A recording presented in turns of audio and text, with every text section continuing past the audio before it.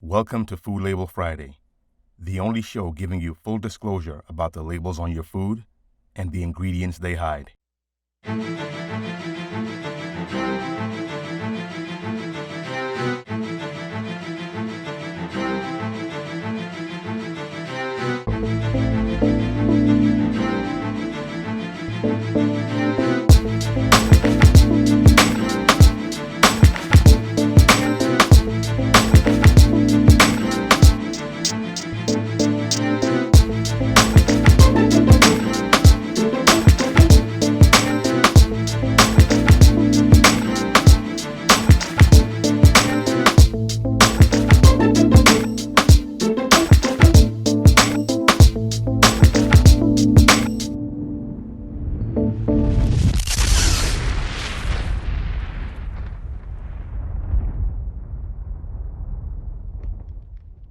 Kraft Heinz Orange Jell-O.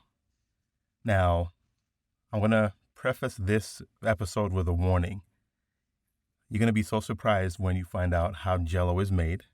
And if you're a vegan, my suggestion is to stop eating this immediately if you already are. I'm not really a big fan of Jell-O. I really didn't develop a taste for it. But funny enough, I used to eat it with ice cream back in England. I was not too fond of the texture of it. It kind of just felt weird in my mouth. I'm especially glad I don't eat it after discovering what it's made of. The primary ingredient in Jell-O is gelatin. Gelatin is made from animal collagen, a protein that makes up connective tissue such as skin, tendons, ligaments, and bones.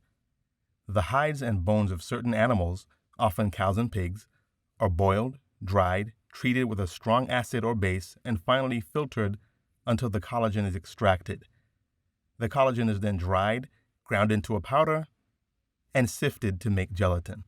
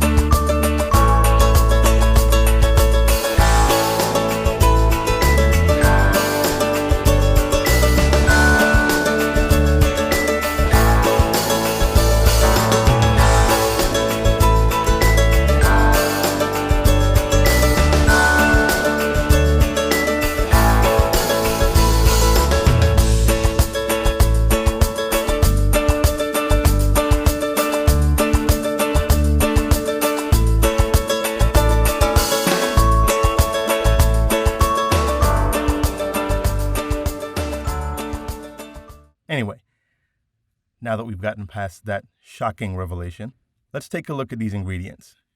Many of these appear to be safe, but let's review some of the questionable ones. Gelatin. As stated, gelatin is a protein obtained by boiling skin, tendons, ligaments, and/or bones with water. It's usually obtained from cows or pigs. Gelatin is used in shampoos, face masks, and other cosmetics. It is also used as a thickener for fruit gelatins and puddings, such as Jell-O, in candies, marshmallows, cakes, ice cream, and yogurts, on photographic film, and in vitamins as a coating and as capsules, and it is sometimes used to assist in clearing wines. Gelatin is not vegan. However, there is a product called agar-agar that is sometimes marketed as gelatin, but it is vegan. It is derived from a type of seaweed. Adipic acid. Adipic acid is a white crystalline solid that melts at 306 degrees Fahrenheit. It is found in beet juice and practically has no odor. Its addition to foods imparts a smooth, tart taste. In grape-flavored products, it adds a lingering supplementary flavor and gives an excellent set to food powders containing gelatin. It allows jam, gelatin, and jelly to jiggle but still hold their shape. Citric acid. Citric acid is found naturally in citrus fruits, especially lemons and limes. It's what gives them their tart, sour taste. A manufactured form of citric acid is commonly used as an additive in food, cleaning agents, and nutritional supplements. However, this manufactured form differs from what's found naturally in citrus fruits. Citric acid was first derived from lemon juice by a Swedish researcher in 1784.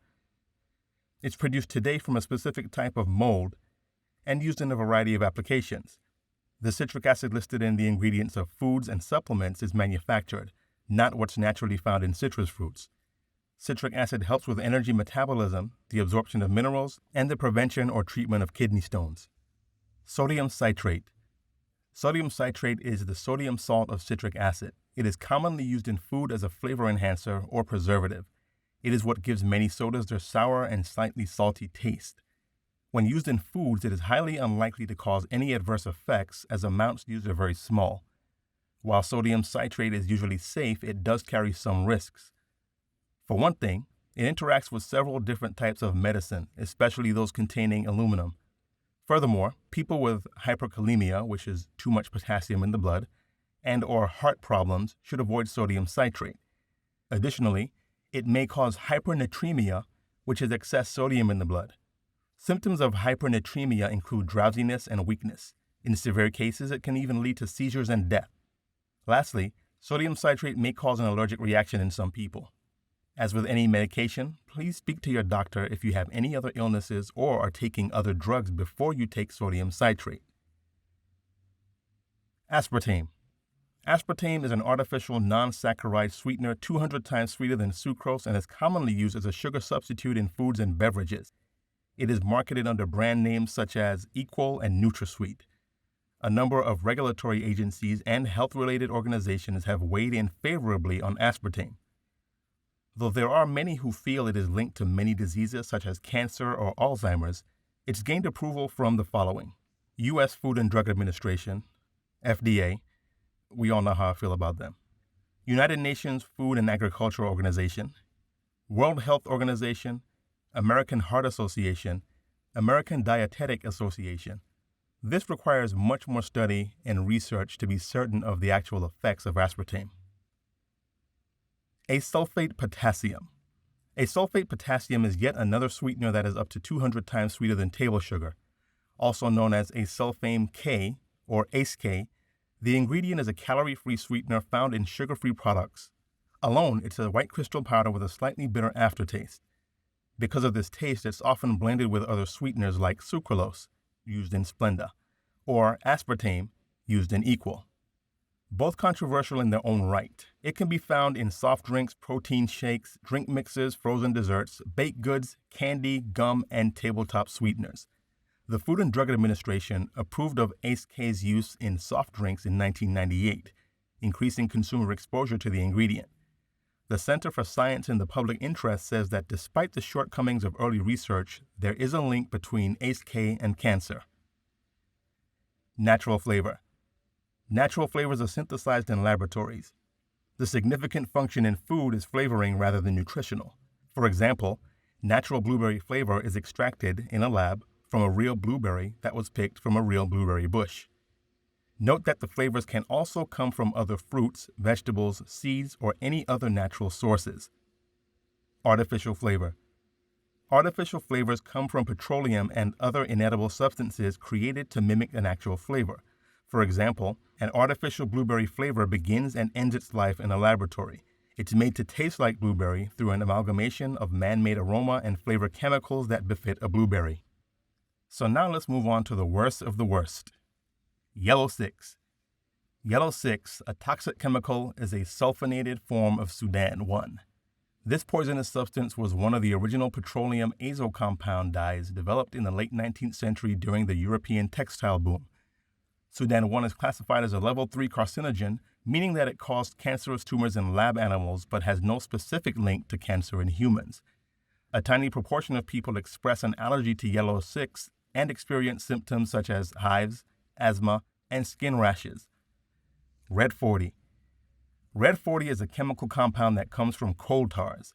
Dyes made from coal tars are created by mixing various fragrant-smelling hydrocarbons like benzene and toluene.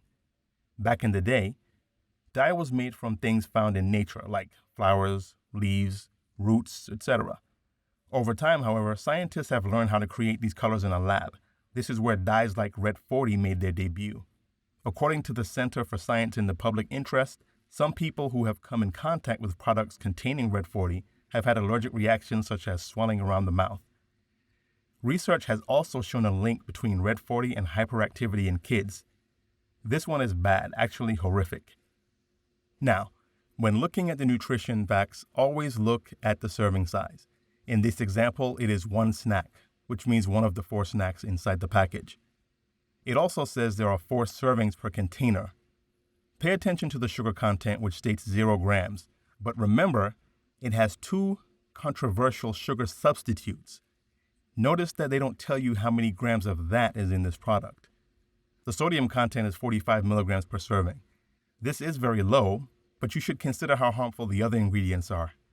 Remember, the American Heart Association recommends no more than 2,300 milligrams of sodium per day and moving toward an ideal limit of no more than 1,500 milligrams of sodium per day for most adults. Just remember, monitor your sodium intake to help maintain a healthy lifestyle. I recommend you find a nutritionist and talk to them about healthy eating habits. If the FDA actually cared about you, they would mandate that only the healthiest ingredients are used in the food we consume.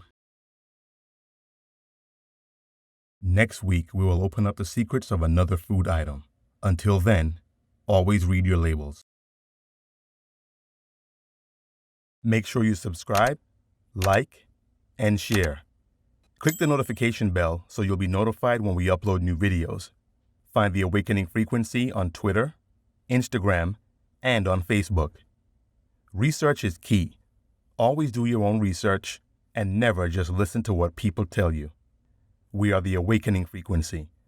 Out of the millions of potential subscribers, we just want to reach one so each one can teach one. Peace.